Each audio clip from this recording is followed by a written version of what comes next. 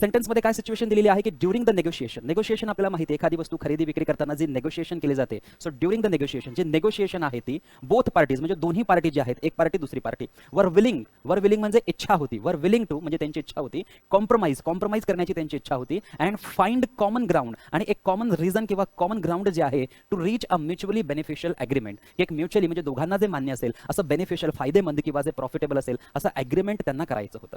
So नेगोशिएशनच्या दरम्यान दोन्ही party इच्छुक होत्या कॉम्प्रोमाइज करण्यासाठी आणि एक कॉमन ग्राउंड एक कॉमन रिझन जे आहे ते फाइंड आउट करून दोन्ही पार्टीज काय झाल्या पाहिजेत, ॲग्री झाल्या पाहिजेत, सहमत झाल्या पाहिजेत, यासाठी ते इच्छुक होते. मग आता सिच्युएशन आपल्याला कळालेली आहे. पहिलं बघा, बर्न द मिडनाईट ऑइल. टीसीएसचा अत्यंत आवडता इडियम आहे बर्न द मिडनाईट ऑइल. अनेक परीक्षांमध्ये विचारलेला आहे, आयसीडीएस मध्ये पण विचारला होता, 2025 चा आवडता म्हणू शकतो आपण. सो बर्न द मिडनाईट ऑइलचा अर्थ होतो की रात्री खूप वेळेपर्यंत अभ्यास करणे किंवा रात्री खूप वेळेपर्यंत खूप काम करणे, त्याला बर्न द मिडनाईट ऑइल असं म्हटलं जातं. परंतु या ठिकाणी दोन पार्टीज आहे, नेगोशिएशन आहे, इच्छुक आहे की दोघांमध्ये काय झालं पाहिजे, सहमती झाली पाहिजे, अग्रीमेंट झालं पाहिजे. इथे कुठेही रात्रीपर्यंत खूप काम करणे किंवा रात्रीपर्यंत खूप अभ्यास करणे असा अर्थ दिसत नाही आणि म्हणून पहिलं ऑप्शन आपलं उत्तर होणार नाही. ब्रेक दी आईस कशाला म्हटलं जातं? ब्रेक दी आईस, ब्रेक म्हणजे तोडणे, दी आईस म्हणजे बर्फ तोडणे, शब्दशः अर्थ घेतला जाणार नाही. बघा, ग्रुप ऑफ पीपल असतील आणि त्या ठिकाणी जर आपल्याला त्यांना बोलतं करायचं आहे तर कुणाला तरी बोलावं लागेल, कुणाला तरी इनिशिएट करावं लागेल. म्हणून जो व्यक्ती ते कन्व्हर्सेशन इनिशिएट करेल, जो व्यक्ती ते कन्व्हर्सेशन स्टार्ट करेल, म्हणजे एखाद्या कन्व्हर्सेशनला, संभाषणाला सुरुवात करणे, त्याला आपण म्हणतो ब्रेक दी आईस. परंतु या ठिकाणी कोणतं संभाषण किंवा त्याला सुरुवात करणे असं काही आपल्याला सिच्युएशन दिसते का? नाही, आणि म्हणून ऑप्शन 2 आपलं करेक्ट उत्तर होणार नाही. त्यानंतर सी आय टू आय एमपीएससीचा आवडता इडियम आहे, अनेक वेळेस एमपीएससीने विचारलेला आहे.